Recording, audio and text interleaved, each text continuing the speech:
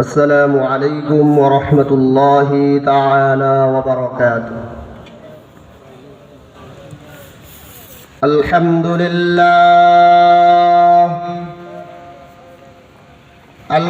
لله نحمده ونستعينه ونستغفره ونعوذ بالله من شرور أنفسنا ومن سيئات أعمالنا.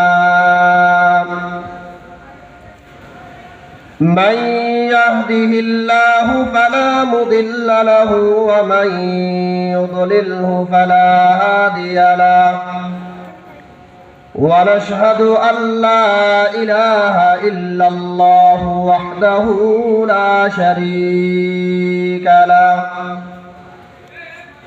ونشهد أن سيدنا ونبينا وشفيعنا وحبيبنا وحبيب قلوبنا ومولانا محمدا عبد الله ورسوله الذي أرسله بالحق بشيرا ونذيرا وداعيا إلى الله بإذنه وسراجا منيرا. أما بعد فقد قال الله تعالى في كلامه المجيد والفرقانه الحميد. أعوذ بالله من الشيطان الرجيم. بسم الله الرحمن الرحيم. إن الله وملائكته يصلون على النبي يا أيها الذين آمنوا صلوا عليه وسلموا تسليما. اللهم صل على سيدنا مولانا محمد وعلى آل سيدنا مولانا محمد. اللهم صل على سيدنا مولانا محمد وعلى آل سيدنا مولانا محمد. بلغ العلا بكماله كشف الدجى بجماله حسنت جميع خصاله. صلوا عليه وآله. আলহামদুলিল্লাহ। বাসা শহীদ সালামনগর এলাকাবাসীর উদ্যোগে আজ 4 ফেব্রুয়ারি মঙ্গলবার দ্বিতীয় তাফসীরুল কুরআন মাহফিলের দ্বিতীয় অধিবেশনে এ পর্যায়ে আমরা এখন পর্যন্ত আল্লাহ পাকের কোরআন এবং রাসূল করিম সাল্লাল্লাহু আলাইহি ওয়াসাল্লামের হাদিস থেকে বাণী শ্রবণ করতেছি। আমরা আল্লাহ তাআলা দরবারে শুকরিয়া আদায় করি যিনি আমাদেরকে আজকের এত সুন্দর একটি মজমার মধ্যে আসার বসার তৌফিক দিয়েছেন। জবান খুলে আমরা সকলে বলি আলহামদুলিল্লাহ। আলহামদুলিল্লাহ। লাখো কোটি দুরূদ ও সালাম পেশ করছি বিশ্ব মানবতার মুক্তি কান্ডারি, বিশ্ব মানবতার মহান শিক্ষক, সৈয়দুল মুরসালিন, খাতামুন নবিয়্যিন, ইমামুল আম্বিয়া, আশরাফুল আম্বিয়া, হাবিবে কিবরিয়া, দো জাহানের বাদশাহ প্যারা নবী জনাবে মুহাম্মদুর রাসূলুল্লাহ সাল্লাল্লাহু আলাইহি ওয়াসাল্লামের প্রতি। আমার হাতে সময় খুব একটা বেশি নাই, অল্প সময়ের মধ্যে পবিত্র কোরআন এবং হাদিস থেকে আপনাদের সামনে কিছু কথা বলার জন্য চেষ্টা করব। আমরা যারা শ্রোতা রয়েছি, আমরা মনকে এমনভাবে উজাড় করে দিব যে আল্লাহ পাক রব্বুল আলামিন যেন আমাদের আজকের এই কোরআন এবং হাদিসের কথাগুলো আমাদের নাজাতের জন্য জরিয়া বানায়। সবাই বলে আমিন। সর্বপ্রথম একটা কথা আপনাদেরকে বলি, বাঁশ গাছের সবগুলা বাঁশ কিন্তু মসজিদে লাগে না, ঠিক কিনা? বাঁশ গাছের সবগুলা বাঁশ কোথায় লাগে না? মসজিদে লাগে না। কিছু কিছু বাঁশ বাথরুমেও ব্যবহার হয়, আবার কিছু কিছু বাঁশ রাস্তার কাজেও ব্যবহার হয়। ঠিক তদ্রুপভাবে আমরা যারা আজকে মাইকের আওয়াজ শুনতেছি, এখানে আমার বিশ্বাস আছে সবাই মুসলমান, ঈমানদার, কিন্তু আল্লাহ পাক রব্বুল আলামিন সকলকে এই সুন্দর মজমায় জান্নাতি বাগানে আসার মতো তৌফিক আর যোগ্যতা দেয় নাই। আমরা যারা আসতে পেরেছি, আমরা কি খুশি না বেজার? খুশি। আল্লাহর দরবারে সবাই শুকরিয়া আদায় করি, আলহামদুলিল্লাহ, আলহামদুলিল্লাহ, শুকরিয়া, আলহামদুলিল্লাহ। সম্মানিত হাজিরিন, আমি ভূমিকা না রেখে সরাসরি কোরআন থেকে আপনাদেরকে এবং রাসূল করিম সাল্লাল্লাহু আলাইহি ওয়াসাল্লামের অমীয় বাণী থেকে দু চারটা কথা বলে আমার বক্তব্য আমি শেষ করে এরপরে আমি নেমে যাব ইনশাআল্লাহ। ওয়া তাওফীক ইল্লা বিল্লাহ। আল্লাহ পাক রব্বুল আলামিন দুনিয়ার জমিনে মানুষ সৃষ্টি করেছেন। আবার এই মানুষ সৃষ্টি করার পরে মানুষদের জন্য দুইটা জিনিস আল্লাহ সৃষ্টি করেছেন। এক জিনিসের নাম জান্নাত, আরেক জিনিসের নাম জাহান্নাম। আল্লাহ তাআলা কোরআনে কারীমের মধ্যে বলেন, ওয়া মা খালাকাতুল জিন্না ওয়াল ইনসা ইল্লা লিয়াবুদুন। আমি আল্লাহ পাক রব্বুল আলামিন মানুষকে সৃষ্টি করেছি আমার ইবাদতের জন্য। আল্লাহ নবী বলতেছেন, যারা মানুষ হয়ে, মুসলমান হয়ে, ঈমানদার হয়ে দুনিয়াতে গিয়ে আমার ইবাদত বন্দেগী করবে, আমি আল্লাহ পাক রব্বুল আলামিন সারা দুনিয়াকে তার গোলামের জন্য সৃষ্টি করে দিলাম। সুবহানাল্লাহ। এক হাদিসের মধ্যে বর্ণিত আছে, আল্লাহ নবী বলতেছেন, যে ব্যক্তি আমার দিকে আসার জন্য, আমার রহমতের আশায় এক বিঘাত সামনের দিকে অগ্রসর হয়, আমার রহমত তার দিকে এক হাত অগ্রসর হয়। পৃথিবীতে এবং দুনিয়ার নিয়ম হচ্ছে, আপনি যদি কাউকে 100 টাকা হাওলাত দেন, তাহলে ওই ব্যক্তি কি আপনাকে 200 টাকা দিবে? না, ওই ব্যক্তি আপনাকে 100 টাকাই দিবে। কিন্তু আমার আল্লাহ এমন সত্তা, আমার আল্লাহ এমন মনিব, যিনার কাছে একবার গেলে তিনি 70 থেকে 70 মতান্তর 70,000 নেকি দিতে পারেন। সুবহানাল্লাহ। এজন্য আমরা মনে কষ্ট নিব না, দুঃখ নিব না, আমরা খুশি হয়ে যাই যে রব্বুল আলামিন আমাদেরকে কোরআনের মজমায়, হাদিসের মজমায় আসার আর বসার তৌফিক দিয়েছেন। আলহামদুলিল্লাহ। আমার ভাইরা, আল্লাহ পাক রব্বুল আলামিন আমাদেরকে সৃষ্টি করেছেন। সৃষ্টি করার মধ্যে দিয়ে এখানে আমরা যারা আছি, আমাদেরকে শরীরের অবকাঠামোর মাধ্যমে কোনো একটা জিনিসও কিন্তু কম দেয় নাই। আল্লাহ পাক রব্বুল আলামিন বলেন, লা ইন শাকারতুম লা আযীদান্নাকুম ওয়া লা ইন কাফারতুম ইন্না আযাবি লাশাদীদ। ও বান্দা, আমি আল্লাহ পাক রব্বুল আলামিন তোমাকে সর্বপ্রথম 2টা হাত দিয়েছি, তোমাকে দেখার জন্য আমি আল্লাহ পাক 2টা চক্ষু দান করেছি। কোন জিনিসটা তিতা, কোন জিনিসটা মিঠা, এটা বোঝার জন্য আমি আল্লাহ পাক তোমাকে জিহ্বা দান করেছি। তুমি যেন দুনিয়াতে গিয়ে অচল না থাকো, এজন্য তোমাকে আমি আল্লাহ পাক রব্বুল আলামিন 2টা পা দিয়েছি, এমন একটা কলব দিয়েছি, যেই কলবের মধ্যে তুমি যদি ভালো চিন্তা করো, তোমার জন্য আমার পক্ষ থেকে ভালো কিছু ফয়সালা হবে। আর যদি তুমি দুনিয়াতে খারাপ কিছু চিন্তা করো, তাহলে আমার পক্ষ থেকে তোমার জন্য আমার ফেরেশতারা গুনাহ লিপিবদ্ধ করবে। আল্লাহ পাক রব্বুল আলামিন বলেন, ও আমার বান্দা বান্দীরা, দুনিয়ার জমিনটা তোমার জন্য আমি আল্লাহ পাক রব্বুল আলামিন সৃষ্টি করে দিয়েছি, শুধু তোমরা এই দুনিয়ার জমিনে বিচরণ করবে।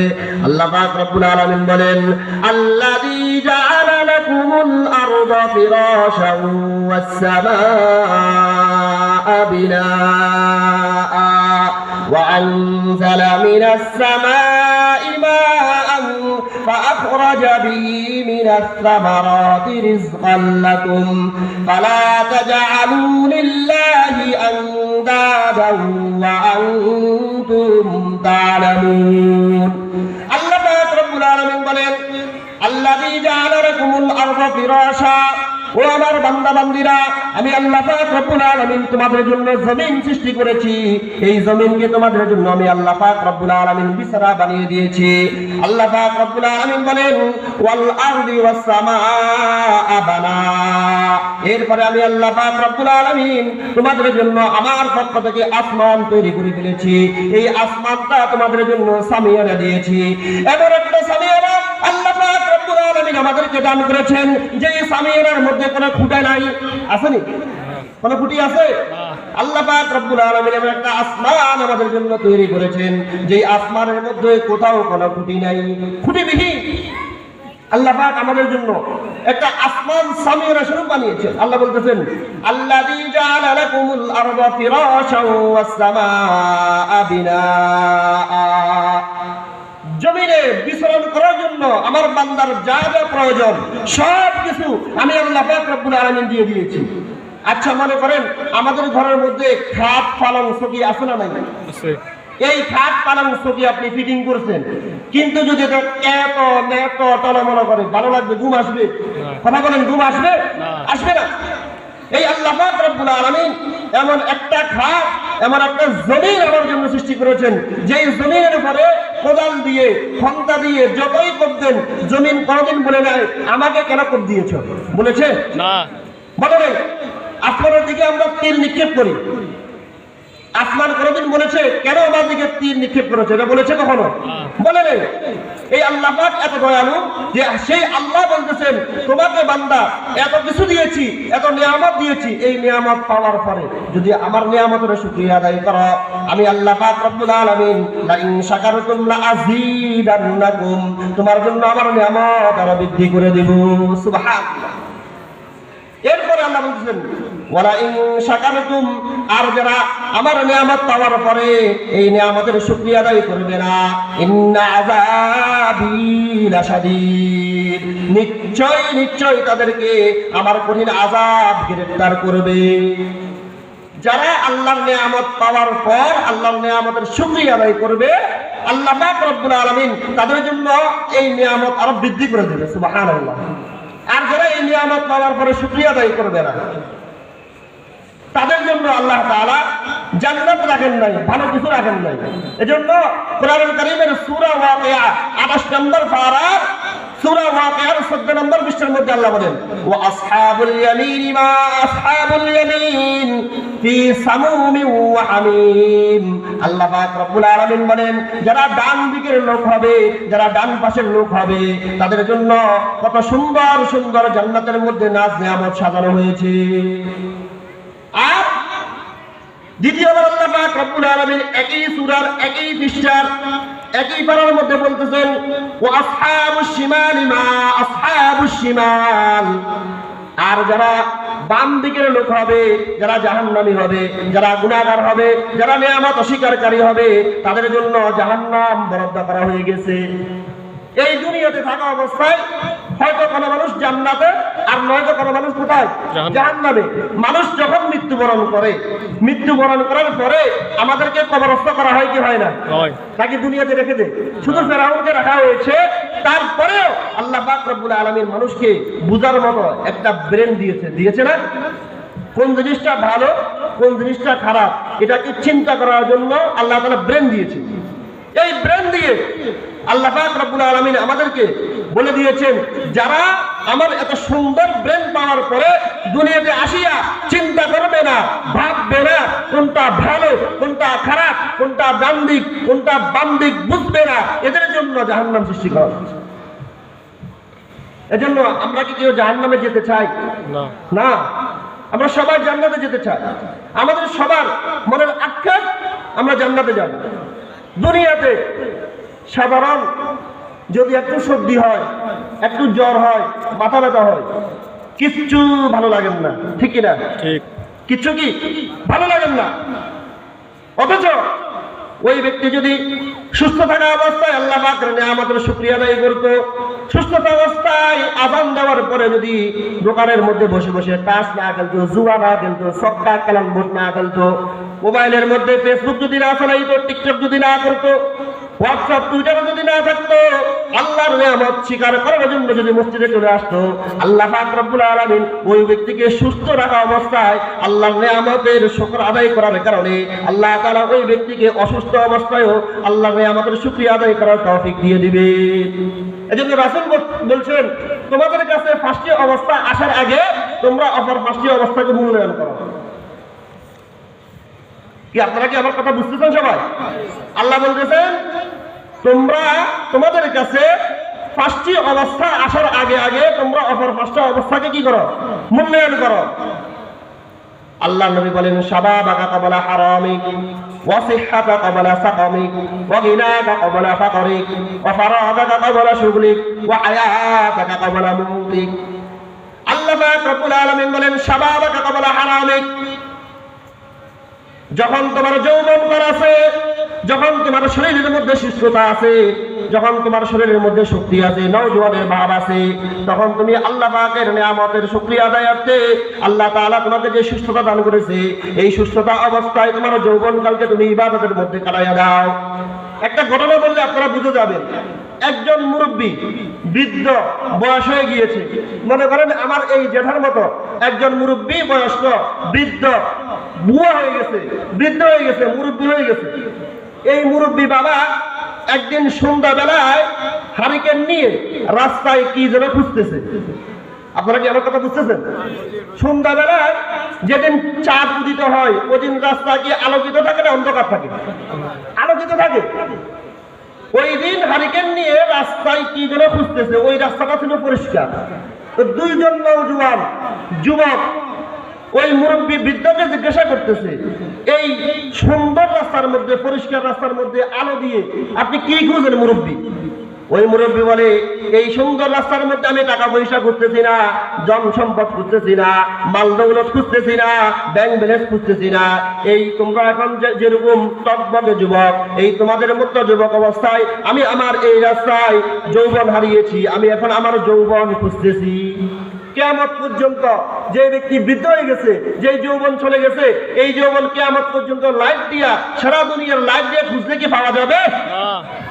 মুসলমান ইমানদার আল্লাহর গোলাম, আল্লাহ পাক রব্বুল আলামিন দুনিয়ার জমিনকে আমাদের জন্য এত সুন্দর করে বিছানা বানিয়ে দিয়েছেন। আমরা যখন যেখানে নামাজের সময় হয়ে যায় তখন সেখানেই নামাজ পড়তে পারবো। অসুবিধা আছে? না। বলেন না, কোনো অসুবিধা আছে? আল্লাহর এই জমিন পবিত্র, এই জমিনের মধ্যে নাফাকি নেই। আল্লাহু আকবার কাবীরা। এজন্য সুস্থতা থাকা অবস্থায়, অর্থাৎ যৌবনকাল থাকা অবস্থায় যৌবনকালকে মূল্যায়ন করার কথা।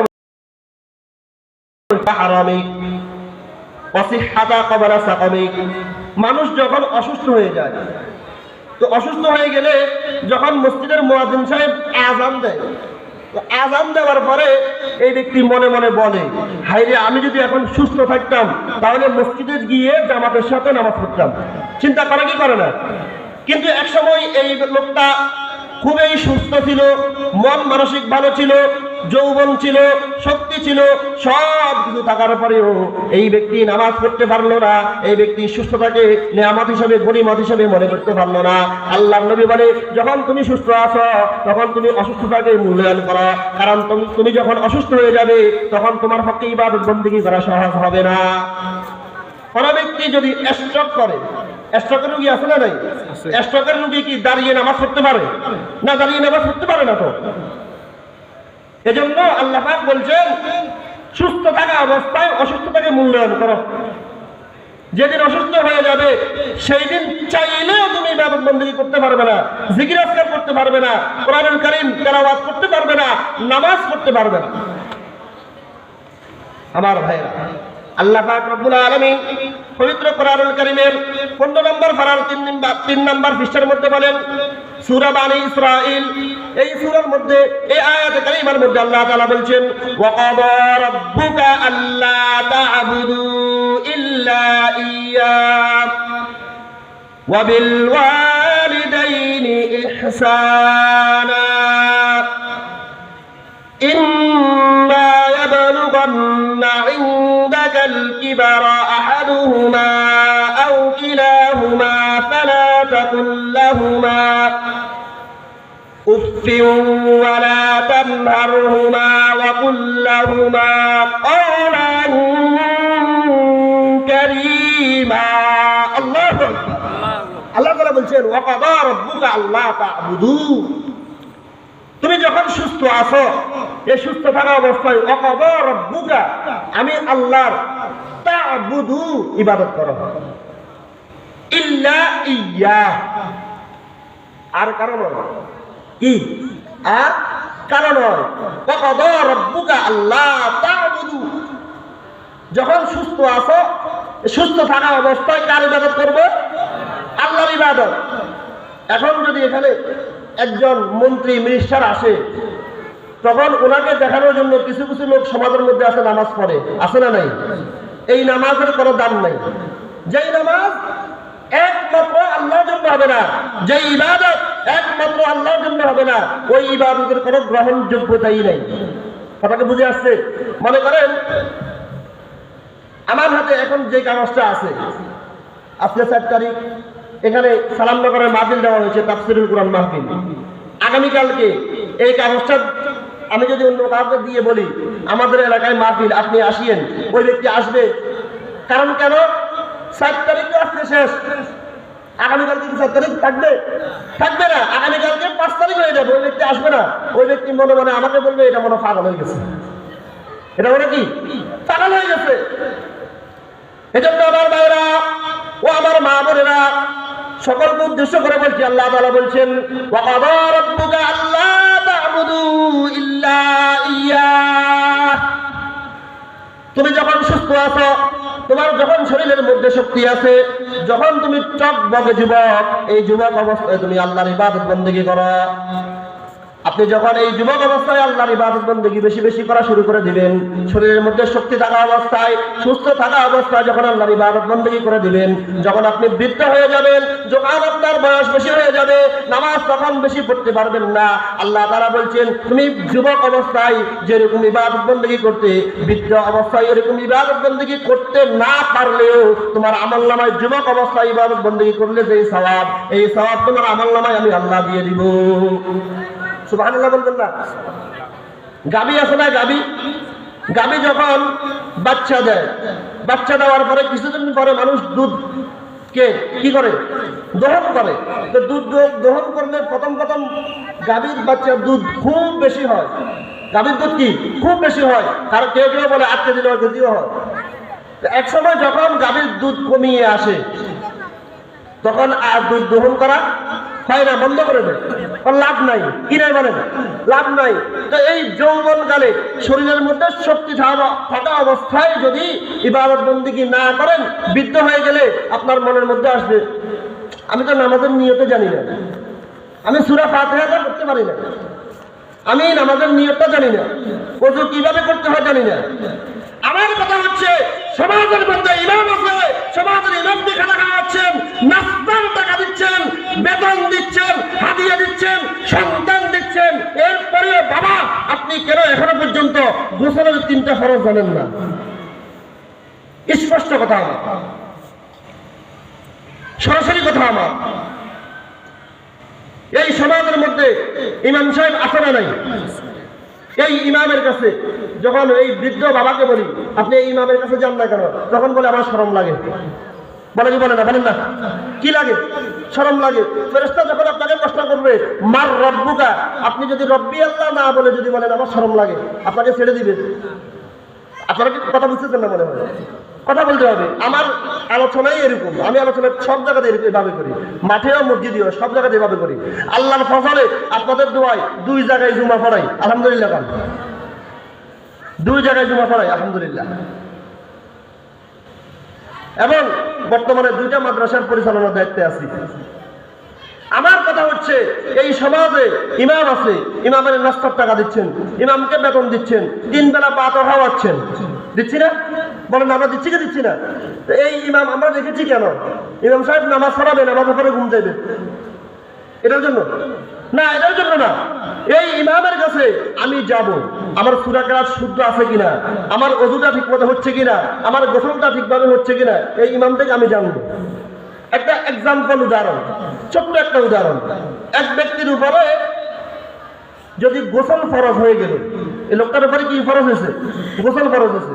তো এখন গোসলের ফরজ কিভাবে আদায় করতে হয় এটা এই ব্যক্তি জানে না, এই ব্যক্তি জানে না। আসিয়া কোনরকম আল্লাহু আকবার বলে নিয়ত বানছে নামাজের, ফজরের নামাজের। এই ব্যক্তি নামাজ পড়তে পড়তে কপাল এটাকে যদি কালো বানায় ফেলে, এই নামাজের কোনো লাভ আছে? বলেন না, লাভ আছে? কোনো লাভ নেই। কারণ আপনার শরীরটাই তো এখনো নাপাকি হালত থেকে এখনো কি হয় নাই? পবিত্র হয় নাই। তাহলে আপনার গোসল হয় নাই, আপনার শরীর পবিত্র হয় নাই, নামাজও হয় নাই। এজন্য এই ওয়াজ মাহফিল গুলো হচ্ছে শিখার জায়গা। মসজিদের ইমামের কাছে যাবেন, গোসলের 3টা ফরজ কি এটা জেনে নেবেন, ওযুর 7টা ফরজ কি জেনে নেবেন। সূরা ফাতিহাটা আগে যেরকম পড়তেন অশুদ্ধ, এখনো বলেন না অশুদ্ধ। নামাজের 19টা কারণ ভাঙ্গার, নামাজ ভেঙে যায় 19টা কারণে। কয়টা কারণ? 19টার প্রথম কারণেই হচ্ছে নামাজে অশুদ্ধ পড়া। 19টার সর্বপ্রথম কারণ হচ্ছে নামাজ অশুদ্ধ করা। তা আমার তো সূরা ফাতিহাটাই কি নাই, শুদ্ধ নাই। আল্লাহ রাসূল বলছেন, যেই ব্যক্তি সূরা ফাতিহা শুদ্ধভাবে পড়তে পারবে না, ওই ব্যক্তির পুরো নামাজই বরবাদ। আগে পড়েন আলহামদুলিল্লাহি রাব্বিল আলামিন আর রহমানির রহিম মালিকি ইয়াউমিদ্দিন, এখনো সেই একইভাবে পড়েন আলহামদুলিল্লাহি রাব্বিল আলামিন আর রহমানির রহিম। আল্লাহ নবী বলে, না না উম্মত, এটা তোমার জন্য ঠিক নয়। এই কোরআনুল কারীম ঠিক করার জন্য তোমার সমাজের মধ্যে তোমার ইমাম আছে, আলেম সাহেব আছে, সবার কাছে যাইয়া এই কোরআনুল কারীমকে শুদ্ধ করে নাও। কারণ আল্লাহ পাক রব্বুল আলামিন ওই ব্যক্তির কোরআনুল কারীম তেলাওয়াত কবুল করে, ওই ব্যক্তির নামাজকে কবুল করে, ওই ব্যক্তির সালাতকে কবুল করে, ওই ব্যক্তির কোরআনুল কারীম তেলাওয়াতকে কবুল করে, ওই ব্যক্তির জিকির আজকার কবুল করে, যেই ব্যক্তি শুদ্ধভাবে আল্লাহকে ডাকতে পারে। কোরআন যতদিন শুদ্ধ হবে না ততদিন আপনার নামাজ হয় নাই, একটাও হয় নাই। কপালে লাল বানাইয়া, কালো বানাইয়া, সাদা বানাইয়া আবার কালো বানাই, লাভ হবে না। কি হবে না বলেন? লাভ হবে না। এজন্য সময় থাকতে শরীরের এখনো তাজা শক্তি আছে, এখনো রক্ত গরম সব কিছু আছে, এখনই আপনি এই কোরআনুল কারীমকে শুদ্ধ করে নেন। এখনই সময়, এই সময়কে কাজে লাগাইতে হবে। সময় সম্পর্কে রাসূল করিম সাল্লাল্লাহু আলাইহি সাল্লাম বলছেন, প্রত্যেকটা মানুষকে তার সময় সম্পর্কে জিজ্ঞাসিত হতে হবে। সবাইকে আপনি কয় ঘন্টা, কয় মিনিট, কয় সেকেন্ড, কয় দিন, কয় সপ্তাহ, কয় মাস ইবাদত বন্দেগীর বাইরে ছিলেন, ইবাদত বন্দেগীর ভিতরে ছিলেন, প্রত্যেকটা সময় সম্পর্কে জিজ্ঞাসিত হতে হবে। এখন যুবকরা, এখন বৃদ্ধরা টাচ মোবাইল নিয়ে পাগল।